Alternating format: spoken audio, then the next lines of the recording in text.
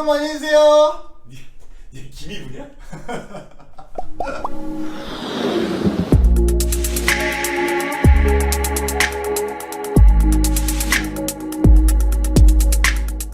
자, 안녕하세요. 네, 성공한 사업가가 되려면 굉장히 오랜만에 찍습니다. 중간중간 좀 찍어보려고 했는데 아무래도 에디와 함께 찍는 게 아니고 혼자 찍는 거다 보니까 또 좀 귀찮기도 하고 좀 그렇게 되더라고요. 하여튼 죄송합니다. 오늘 오랜만에 한번 다시 찍어보려고 하는데요. 자, 성공한 사업가가 되려면 오늘 4편 시스템에 대한 이해입니다.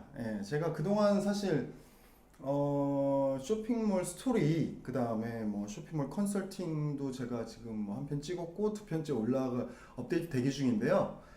아마 이거 뭐 영상 올라갈 때쯤이면 이미 올라갔겠습니다만, 제가 시스템이라는 걸 굉장히 좀 강조하는 편이에요. 그러니까 시스템을 강조하는 이유는 뭐냐?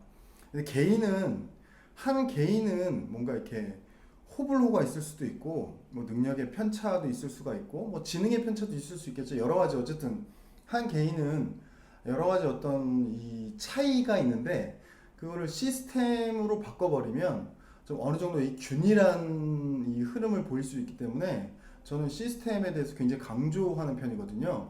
그래서 오늘의 주제도 시스템에 대한 이해라고 들었습니다. 이 시스템에 대해 얘기를 해볼 건데, 기본적으로 항상 얘기하는 거에 바탕은 뭐냐면 우리가 열정과 어떤 태도, 그다음 마인드, 이런 것들은 항상 기본적인 거예요. 뭐 우리가 뭐 성공의 조건을 열정이 있어야 된다, 뭐 혹은 뭐 마인드가 좋아야 된다, 혹은 태도가 좋아야 된다, 이렇게 얘기하는 건 너무 좀 주관적이고, 좀 뭐 예를 들어서 뭐 공대가 있고 인문학이 있으면, 뭐 공대가 있고 인문대가 있으면 좀 너무 인문학적이잖아요. 그러니까 인문학적이라는 게 나쁜 뜻이라는 게 아니라, 인문학적인 거는 어떤 소양에 관련된 부분이니까 이제 그거는 뭐 어떻게 보면 되게 기본적인 거고, 이제 시스템이라는 건 좀 더 이제 공대스러운, 그런 어떤 숫자스러운, 말 그대로 좀 그런 부분이겠죠. 우리가 그냥 시스템에 대한 이해를 말로만 얘기하면 잘 와닿지 않기 때문에 하나의 예를 들어서 우리가 얘기를 해보죠. 그러니까 우리가 새로운 회사에 입사했다고 생각해보는 거예요. 새로운 회사에 입사했으면 그 회사에서 뭐 사무직이라고 가정했을 때 이제 앉아서 일을 봐야 되는데, 기본적인 인수인계를 받았겠죠. 그리고 그 어떤 사용하는 컴퓨터의 환경이 있겠죠. 뭐 OS는, 운영체제는 뭐 윈도우가 깔려 있고, 뭐 사용하는 프로그램은 마이크로소프트의 오피스가 깔려 있거나, 뭐 혹은 뭐 공공기관이나 이런 것들은 뭐 그 한컴 오피스, 한글과 소프트, 거기서 만드는 어떤 뭐 아래 한글, 뭐 워드 프로세서, 그런 것들이 뭐 깔려 있겠죠. 근데 본인이 주로 다루던 환경과 완전히 다른 환경의 회사에 입사했을 경우, 예를 들어서 뭐 아이맥을 주어준다던가, 뭐 키노트를 사용하게 한다던가, 뭐 이런 식으로 전혀 다른 운영체제와 전혀 다른 툴을 알려주면 업무를 지향하는 데 있어서 굉장히 좀 초반에 좀 지장이 많을 수 있잖아요. 그러니까 환경이 너무 달라지고 일하던 어떤 툴이 달라지니까 그 새로운 환경과 툴에 적응해야 되기 때문에 실제적으로 이제 원래 하던 일대로 할 수 없는 그런 문제들이 생기죠. 뭐 예를 들면 디자이너는 주로 다루는 툴이 어떤 뭐 포토샵이나 일러스트레이터 같은 그런 그래픽 툴인데, 갑자기 디자이너에게 어떤 뭐 수치 계산을 하라는 엑셀을 해보라고 한다거나 이러면 전혀 이 환경적인 요인이 달라지기 때문에 굉장히 어렵잖아요. 같은 컴퓨터로 업무를 하는 것 뿐인 거지, 그 안에서의 어떤 그 본인이 일했던 어떤 환경, 시스템, 이런 것들이 좀 달라지면 사람들이 그 사람이 갖고 있는 능력을 발휘 못하는 것처럼, 이 시스템이라는 것들은 굉장히 좀 포괄적인 것들을 포함하고 있어요. 그러니까 우리가 치킨집을 한번 예를 들어보죠. 내가 치킨집을 창업하고 싶어. 근데 뭐 치킨집에 대해 아는 것도 없고 그냥 나는 치킨을 좋아해. 나는 치킨을 너무 좋아하고 치맥을 너무 좋아하고 내가 치킨을 좋아하니까 치킨집 차리면 잘 되겠지? 뭐 이런 식으로 생각하는 건, 정말 그렇게 생각해서 창업하는 거는 그건 정말 잘못된 거죠. 최소한 그러면 우리가 이걸 어떻게 시스템적으로 접근해야 될까? 그러면 최소한의 시뮬레이션을 돌릴 줄 알아야 되겠죠. 최소한의 시뮬레이션을 돌릴 줄 알아야 되면, 뭐 예상 매출을 우리가 계산해 봐야 될 거고, 그 다음에 예상 지출을 계산을 해 봐야 될 거고, 그 다음에 거기서 나오는 이익, 예. 그리고 그 이익에 따른 어떤 세금 이런 것들을 시뮬레이션 돌릴 줄 알아야 되잖아요. 그러니까 예를 들면 매출은 소비자가 주문하는 거니까 뭐 메뉴가 물론 여러 개가 있겠지만 뭐 메뉴별로 어떤 점유율들을 계산하고, 예를 들어서 프라이드 치킨이 50%일 것이다, 양념 치킨은 30%일 것이다, 뭐 사이드 어떤 음료수나 뭐 맥주나 이런 것들은 20%일 것이다, 이런 식으로 어떤 그 메뉴별 점유율을 계산하고, 하루에 100명 정도는 내방 고객이 있을 것이다, 뭐 하루에 100명 정도는 배달 고객이 있을 것이다, 이런 어떤 테이블의 회전수, 이제 매출이 나오는 어떤 그 고객 수죠, 뭐 혹은 객단가까지 포함해서 고객 수와 객단가를 분석해서 회전량을 계산해 보면 예상 매출이 나오잖아요. 하루 매출이 계산되면 월 매출도 계산할 수 있고, 그러면 월 고정 지출들을 또 생각해 봐야 되겠죠. 어떤 뭐 임대료라던가 혹은 직원을 쓴다면 직원의 어떤 인건비, 그 다음에 이제 건물의 평균적인 어떤 관리비, 그 다음에 뭐 사용 재료, 그러니까 객단가나 어떤 회전율을 계산했으면 거기에 해당하는 어떤 원가가 나올 거 아니에요. 예, 그러니까 하루 고객이 200명이다 가정했으면 그 점유율에 따라서 닭은 몇 마리가 필요하고, 이런 식으로 닭의 원가가 포함될 거고, 닭을 튀기는데 기름이 몇 리터가 들어가니까 기름은 어느 정도 이렇게 교체해가면서 그런 예상 지출들을 우리가 계산해 볼 수 있잖아요. 근데 100% 맞을 수는 없겠죠. 예, 100% 맞을 수는 없는데, 아예 터무니없는 시뮬레이션을 만드는 사람들은 뭐 굉장히 좀 자기 과신이나 비객관 뭐 이런 걸 수도 있겠지만, 시스템을 전혀 모른다고 할 수 있겠죠. 시스템을 어느 정도 안다면 그런 터무니없는 계산이 나올 수는 없잖아요. 그리고 세금도 마찬가지고요. 세금에 대한 시스템을 어느 정도 이해하고 있어야 우리가 이 수입과 지출을 뺀 나머지 차액에서 부가세는 얼마 내고 여기서 또 종소세는 얼마가 나올지 대략적으로 예측이 가능하니까, 그런 어떤 대략적인 이익을 통해서 이 정도면 어느 정도의 가계를 얻을 수 있겠다. 예를 들어서 권리금 얼마, 뭐 그래서 그걸 몇 년 안에 회수해야 되는지에 대한 이 계획이 나오는 거니까요. 그리고 실제로 치킨을 오픈했을 때 어떤 배달 주문이 들어왔을 때 우리가 몇십 분 안에 배달을 할 수 있는가, 그 시스템, 그 다음에 테이블 주문이 들어왔을 때 응대는 어떻게 할 것이며, 뭐 어떤 식으로 세팅을 할 것이며, 그 다음에 클레임이 들어왔을 때는 어떻게 그 클레임을 대응할 것인가, 추가적으로 직원들이 갑자기 그만뒀을 때, 갑자기 다음날 안 나와, 그랬을 때 우리가 어떻게 대응할 것인가, 그 다음에 원재료 값이 폭등했을 때, 뭐 이번에 계란 사태 같이 뭐 대만 카스테라나 뭐 이런 업체들이 그 뭐 계란값이 폭등해서 굉장히 어려웠다고 하잖아요. 저 지인도 라면집을 하는데 라면에도 계란이 들어가거든요.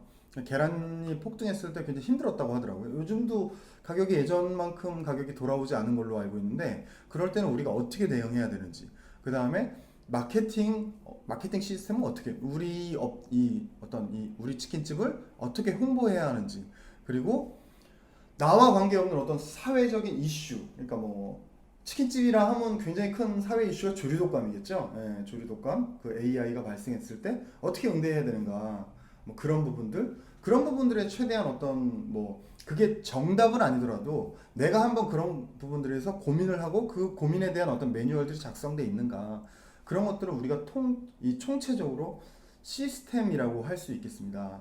그러니까 단순히 사업이라 하는 건 제가 정말 여러 번 뭐 수십 번 말했지만, 모든 책임을 우리가 져야 되는 거잖아요. 예, 그 누구도 우리가 하는 거에 대해서 책임을 져주지 않는 거죠. 모든 리스크를 내가 안아야 하는 거기 때문에 사업을 성공할 확률을 높이려면 그런 시스템에 대해서 반드시 이해를 하고 있어야 됩니다. 예, 근데 현실은 어떨까요? 현실은 사실 과연 시스템을 다 이해하고 창업하는 사람이 얼마나 될까에 대해 생각해 보면 상당히 낮다고 볼 수 있지 않나, 저는 그렇게 생각하거든요. 우리가 이 길을 걸으면서 매장을 보면 그냥 굉장히 상식적인 의문들, 왜 도대체 여기에 이 가게가 있을까? 전혀 여의도는 어쨌든 오피스 상권이잖아요.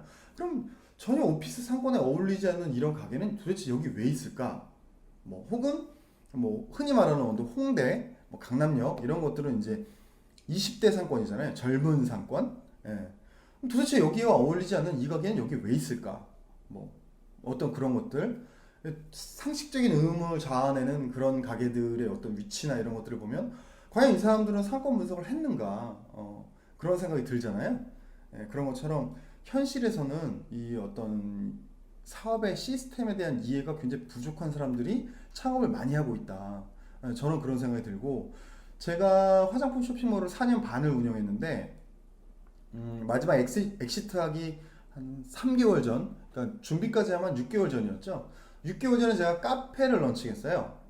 카페를 런칭했는데 제가 카페를 런칭했던 이유를 굳이 이제 변명을 해보면, 이제 제가 카페를 런칭했던 건 뭐예요? 화장품의 어떤 기본적인, 저희 회사의 화장품의 어떤 기본적인 모토는 뭐였냐면, 좋은 성분은 피부를 속이지 않는다. 뭐 이런 의미였어요. 그러니까 좋은 성분이 들어가면 피부에 좋을 수밖에 없다. 저희는 그런 모토로 화장품을 상당히 좀 고가로 많이 만들었었거든요. 그러니까 다들 경쟁하는 그런 일반적인 제품들보다 좀 더 좋은 성분을 넣는다면 소비자가 그 화장품을 썼을 때 여기 건 뭔가 좀 다른데? 라고 느낄 수 있지 않겠냐라는 어떤 그 기본적인 컨셉에서 시작한 저희 화장품 브랜드였는데 생각보다 뭐 매출은 잘 나왔습니다. 뭐 4년 반 동안 물론 뭐 저희 런칭한 브랜드 외에 수입 브랜드도 있었지만 뭐 매출을 대략 뭐 70억 정도 찍었으니까 뭐 성공한 브랜드냐라고 물어보면 뭐 답변은 좀 갈릴 수 있겠지만 뭐 망한 브랜드냐라고 물어보면 뭐 그렇지 않다라고 그 명확하게 말씀드릴 수 있겠는데 어쨌든 저희 그 화장품 브랜드의 컨셉이 그렇다 보니까 카페를 준비했던 이유는 몸에 좋은 것을 바르면 피부가 좋아지듯이 몸에 좋은 걸 마시면 피부도 좋아질 수밖에 없다. 그런 의미에서 어떤 이 일체감을 주려고 했던 거죠. 그러니까 단독 건물을 얻어서 저희가 그 전에 사무실은 여의도에 있었는데 어떤 단독 독채를 구해서 1층은 카페, 2층은 화장품 회사에서 아이덴티티를 1층은 예를 들어서 뭐 몸에 좋은 것을 마시고 우리의 피부를 좋게 하자. 2층은 우리 몸에 좋은 걸 바르고 우리의 피부를 좋게 하자. 그런 어떤 하나의 회사적인 컨셉으로 이제 추진을 했던 건데 시뮬레이션을 다 돌렸어요. 당연히. 그래서 그 카페를 오픈했을 때 어떤 점유율은 어떻게 되느냐. 사람들이 아메리카노를 굉장히 많이 주문하기 때문에 70% 정도 아메리카노로 잡고 뭐 라떼나 뭐 이런 것들은 뭐 10% 20% 잡고 뭐 이런 식으로 오가닉 티나 뭐 착즙 주스, 그러니까 뭐 일반적인 주스가 아니라 그러니까 막 시럽 넣고 뭐 이런 게 아니라 오직 그 과일이나 야채를 착즙해서 착즙은 이제 블렌더 그러니까 믹서기에 가는 게 아니라 착즙기가 따로 있어요. 착즙기라는 기계에 갈아서 그 순도 100%인 착즙기만을 이용해서 하는 착즙 주스를 만들면 좀 몸에 좋지 않겠나 뭐 이래서 이런 컨셉으로 메뉴들을 하고 메뉴별 점유율을 계산하고 하루에 대략 회전수를 계산하고 매출과 원가를 계산해서 저희가 이제 시뮬레이션에서 나온 것들은 한 달에 월세나 관리비 그다음에 인건비까지 거의 다 좀 퉁칠 수 있는 그러니까 카페를 통해서 이익은 좀 뭐 이익을 본다고 해도 굉장히 좀 적게 많은 이익은 아니다. 근데 어쨌든 총체적인 어떤 뭐 임대료나 이런 것까지는 커버한다. 그러면 추가적인 비용 부담이 아니라 물론 뭐 인테리어 비용이나 뭐 이런 것들은 있겠지만 그런 것들은 우리가 투자라고 생각을 하고 장기적으로 봤을 때는 우리 화장품의 어떤 아이덴티티를 더 올릴 수 있지 않겠나 이런 컨셉으로 시작을 했던 건데 실제로 오픈하고 나서는 대략적으로 다 맞았어요. 메뉴의 점유율도 뭐 100%는 아니지만 한 80% 이상은 맞았고 원가나 뭐 매출 이런 부분도 맞았어요. 다 맞았는데 뭐가 틀렸냐? 회전율이 전혀 안 맞는 거죠. 저희가 생각한 회전율처럼 회전이 안 나오더라고요. 완전히 시뮬레이션이 틀린 거죠. 그러면 그 시뮬레이션이 완전히 틀린 이유는 뭐냐? 카페에 대한 이해가 없었던 거죠. 말 그대로 화장품 회사, 뭐 저는 14년 동안 쇼핑몰만 운영한 사람이었는데 갑자기 카페를 런칭을 하니 제가 카페에 대한 이해가 있겠습니까? 그냥 나 혼자만의 카페에 대한 이해를 통해서 혹은 주변에 어떤 그 지인들의 주변 지인들 중에서 카페 하시는 분들이 좀 있었거든요.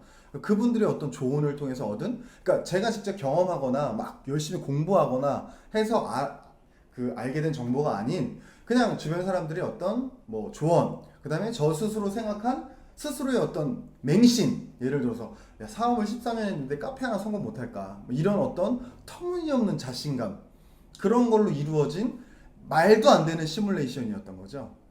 저는 그걸 믿고 카페를 차렸고 결과적으로 그 카페는 물론 뭐 엑시트 과정에서 사업을 엑시트하면서 전체적으로 다 이제 카페에 대한 카페를 살려야겠다는 노력이 부족한 것도 물론 있었겠습니다만 어쨌든 뭐 애초부터 기획 단계부터 저는 잘못됐다고 인정하거든요.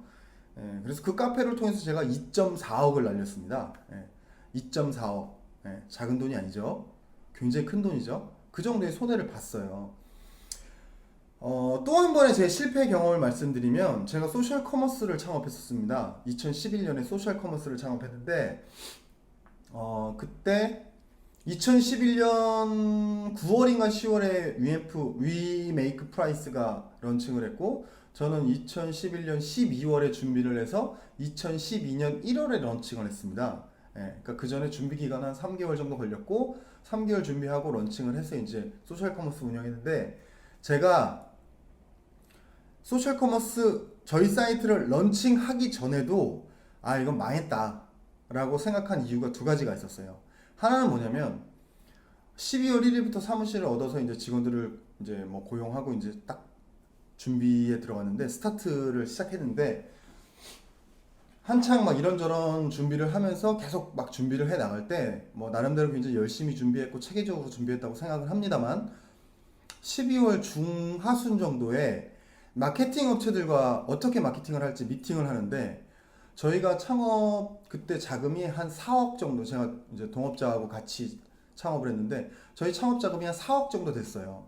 제가 그 전에 의류 쇼핑몰 하면서 뭐 모아온 어떤 금액들 뭐 그런 식으로 해서 이제 4억 정도로 창업을 했는데 마케팅 회의를 통해서 나왔던 게 뭐냐면 그 당시에 티켓몬스터가 한 달에 마케팅비로 쓰는 돈이 3.8억이라는 거예요. 예. 그래서 저는 그 얘기를 딱 듣자마자 아 이건 망했구나. 왜냐면 저희 창업 자금 4억밖에 안 되는데 뭐 경쟁업체 그 업체는 저희를 전혀 경쟁업체라고 생각하지 않았겠지만 저희는 내부적으로 경쟁업체로 생각했던 티켓몬스터가 뭐 연 마케팅 비용도 아니고 월 마케팅 비용이 3.8억이라는 소리를 들었을 때 이거는 너무나 차이가 많이 나니까 노출 부분에서 전혀 경쟁할 수가 없겠구나 그런 생각을 했던 거죠. 근데 어쨌든 준비해 왔고 직원들도 있고 막 오픈도 안 했는데 오픈하기 전부터 망했다 하지 말자 접자라고 할 수가 없었으니까 좀 끌고 갔던 거죠. 예. 그 다음에 또 하나 아 망했구나라고 생각했던 건 1월 18일 날 저희가 사이트 런칭을 했는데 2012년 1월 18일 날 제가 사이트 런칭한 이후에 저는 이제 내부 시스템 계속 뭐 준비하는 작업을 했으니까 그 MD라는 직원분들을 한 20명 정도 고용했었는데 그분들이 영업 실적이 거의 없는 거예요. 예. 그래서 저는 아, 왜 이렇게 영업을 못하지? 왜 이렇게 영업이 안 되지? 이런 생각을 계속 했었죠. 근데 그러다가 제가 어떤 계기 때문에 나가서 제가 테스트적으로 영업을 하려고 한 2시간 정도를 실제 오프라인 업체를 돌아다니면서 영업을 했었는데 굉장히 반응이 싸늘하더라고요. 예. 그러니까 제가 들어가면 손님인 줄 알고 어서 오세요라고 웃다가 네, 안녕하세요. 뭐 소셜 커머스 어디에서 나왔습니다라고 하면서 어떤 그 뭐 PDF 자료들 저희가 만든 어떤 그런 안내 자료들을 전달하는 순간 굉장히 반응이 싸늘하고 고개를 돌리시고 아 됐어요 가세요 이런 어떤 반응들을 보면서 아 이래서 영업이 안 되는구나 이 현실적인 필드에서는 이런 일이 벌어지는구나. 그러니까 제가 만약에 소셜 커머스를 창업하기 전에 그냥 거짓으로 아, 어떤 소셜 커머스 회사에서 나왔다라고 하면서 테스트 필드에서 영업을 해봤다면 저는 아마 소셜 커머스를 창업 안 했을 거예요. 예.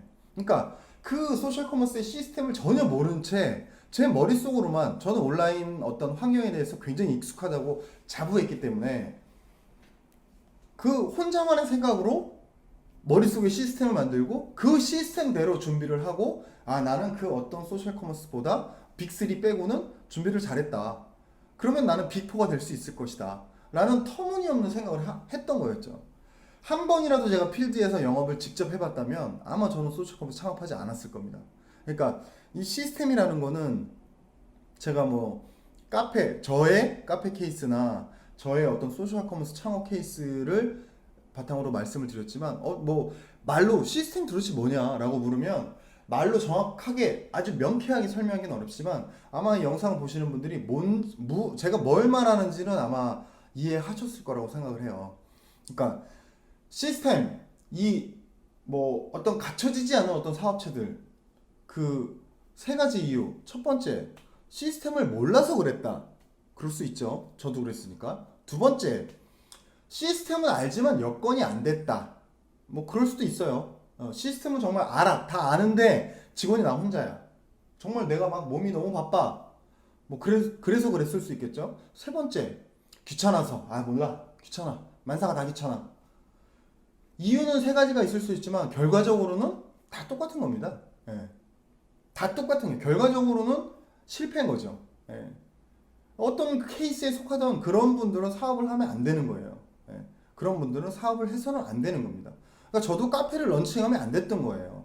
소셜 커머스를 런칭하면 안 됐던 겁니다. 이 어떤 시스템을 잘 이해하기 위해서는 뭐가 필요할까요? 예. 뭐 어떤 높은 IQ? 뭐 지능으로 얘기할 수 있겠죠. 뭐 혹은 뭐 굉장히 좋은 학벌? 뭐 스카이? 뭐 이런 좋은 학벌들? 혹은 뭐 엄청나게 많이 준비되어 있는 어떤 그 뭐 군자금이라 그러죠? 사업자금? 뭐 그런 것들이 필요할까요? 그렇지는 저는 않다고 생각해요. 예. 사업에 성공하기 위해서는 뭐 어떤 높은 지능이나 뭐 좋은 학벌, 뭐 굉장히 많은 어떤 자금 그런 것들은 충분 요소인 거죠. 뭐 있으면 좋은 거죠. 근데 필수 요소는 아니라는 거죠. 사업에 성공하기 위한 어떤 필수 요소는 시스템에 대한 이해가 반드시 있어야 되고 그 다음에 어떤 늘 말씀드렸던 거 저희가 기존에 성공한 사업가가 되려면서 얘기했던 어떤 뭐 기본을 지키자, 뭐 공부하자, 뭐 이런 것들의 뭐 어떤 뭐 자기 관리하자 이런 것들처럼 열정과 뭐 어떤 태도, 마인드 그런 것들이 이제 복합적으로 이루어졌을 때 사업의 성공이 가능하지 않나 뭐 그렇게 말씀드리고 싶습니다. 우리가 대한민국에서 굉장히 많은 일자리가 있잖아요. 대한민국에서 굉장히 많은 일자리가 있는데 그 중에 많은 일자리 중에서 저는 개인적으로 그렇게 생각해요. 뭐 제 말에 동의하지 않는 분들도 계시겠지만 이 굉장히 많은 일자리 중에서 95%의 일자리는 누구나 다 할 수 있는 일자리라는 거죠. 예. 뭐 동의하지 않으시는 분도 물론 있겠습니다만 뭐 저는 그렇게 생각하거든요. 뭐 쉽게 말하면 그냥 굉장히 좀 시쳇말로 개나 소나 다 할 수 있는 일이 95%인 거예요. 예. 근데 그 안에서 왜 차이가 나냐? 그거는 내가 하면 좀 더 빠르게 할 수 있고, 내가 하면 좀 더 예쁘게 할 수 있고, 내가 하면 좀 더 효율적으로 할 수 있고, 내가 하면 좀 더 꼼꼼하게 할 수 있는 그런 차이가 나는 거죠. 누구나 다 할 수는 있어요. 예. 근데 그 안에서 차이가 나는 것들이 우리가 쟤 일 잘한다. 저 사람 일 잘하네. 라고 얘기하는 그 차이는 예, 어떤 시스템에 대한 이해, 그 다음에 아까 얘기했던 어떤 열정, 태도, 마인드 그런 것들이 아닌가라고 저는 생각한다는 거죠. 예. 정말 나머지 5%의 어떤 뭐 반도체를 개발한다던가 뭐 이런 분들 굉장히 정말 그 자기만의 어떤 그 메이저한 그 학문을 가지고 굉장히 깊이 파고들어서 하는 어떤 직종들은 5%나 될까요? 저는 개인적으로 그렇게 생각하거든요. 예. 그래서 그 차이가 시스템에 대한 이해다. 그래서 오늘의 주제는 시스템에 대한 이해로 말씀드릴 수 있겠습니다. 자, 마지막으로 시스템에 대한 이해에 대한 아주 직접적인 예를 이제 들면서 이제 마치겠는데요. 시스템에 대한 이해. 2003년에 제가 창업을 했습니다. 2003년에 700만 원이란 어떤 자본금으로 창업을 해서 저는 2008년에 33억이라는 매출을 기록했어요. 제가 2011년 7월에 쇼핑몰을 다시 이제 소셜커머스 망하고 새로운 쇼핑몰을 다시 열면서 사업을 시작했는데 어쨌든 2011년에 제가 만약에 처음으로 창업을 했다고 생각을 해봅시다. 그러면 700만 원으로 그럼 제가 2003년에서 2008년이니까 5년 뒤죠. 그럼 2016년에 제가 매출 33억을 찍을 수 있었을까요? 아니요. 전 아마 망했을 겁니다. 그 이유가 뭘까요? 그 이유는 2003년에는 쇼핑몰 시스템이라는 걸 이해 못하는 사람들이 굉장히 많았어요. 창업하는 저도 이해 못했지만 이미 운영하고 있는 사람들도 시스템에 대한 그 쇼핑몰 시스템에 대한 이해가 없어. 대부분 다 그냥 막 주먹구구식으로 운영하고 이 환경적인 성숙도가 굉장히 떨어지는 그런 시장이었어요. 그러니까 제가 성공할 수 있었던 거죠. 근데 2011년에 제가 그 세 번째 창업을 했던 그 시기에 쇼핑몰은 이미 시스템에 대한 이해가 굉장히 높은 사람들이 쇼핑몰을 다 운영을 하고 있는 거예요. 그러니까 시스템에 대한 이해가 없는 사람들이 창업을 하면 성공할 수가 없는 거죠. 그러니까 아마 저도 그 당시에 창업을 했으면 망했을 겁니다. 근데 제가 2011년에 창업을 해서 성공할 수 있었던 이유, 뭐 성공의 기준이 애매하긴 합니다만 그때 제가 창업 자금이 1억 6천이었고요. 예, 1억 6천이었고 뭐 4년 반 동안 70억 정도의 매출이 나왔으니까 뭐 어떻게 보면 뭐 작은 의미로는 성공이라고 볼 수 있겠죠. 제가 성공할 수 있었던 이유는 저는 쇼핑몰에 대한 이해가 있었기 때문이죠. 예, 그리고 창업 자금이 예전에 700만 원이었으면 망했을 텐데 창업 자금이 1.6억으로 늘어났기 때문이고요. 예, 그렇기 때문에 가능했던 거죠. 그러니까 시스템이라 함은 시스템을 이해 못하면 그 시스템의 이해를 못하는 것을 굉장히 극복하기 위해서는 정말 엄청나게 많은 자금이 필요하거나 아니면 와 저 사람은 누구나 인정하는 정말 와 저 사람은 진짜 짱이야. 뭐 의류계의 짱이야. 혹은 뭐 화장품계의 짱이야. 건강기능식품계의 짱이야. 이런 어떤 정말 전문가만 혹은 가능할 수 있는 그럴 수 있는 거죠. 시스템에 대한 이해가 없으면 정말 성공하기 힘듭니다. 예. 그래서 오늘의 주제는 시스템에 대해 이해하자. 그런 주제고 이 영상을 다 지금까지 봤는데도 시스템에 대한 이해가 무슨 뜻인지 모르겠다. 도대체 얘가 무슨 말 하는지 모르겠다. 이런 분들은 정말 죄송하지만 사업을 하시면 안 됩니다. 예, 그런 분들은 사업을 하시면 안 돼요. 예, 그 사업하는 거는 불이웃돕기 하시는 게 더 낫다고 저는 생각합니다. 자, 어쨌든 오늘 주제 시스템에 대한 이해 여기서 마치겠습니다. 다음에는 지금처럼 이제 딜레이 길지 않고 좀 더 빨리 영상을 찍도록 하겠습니다. 자, 구독 많이 해주시고 안녕.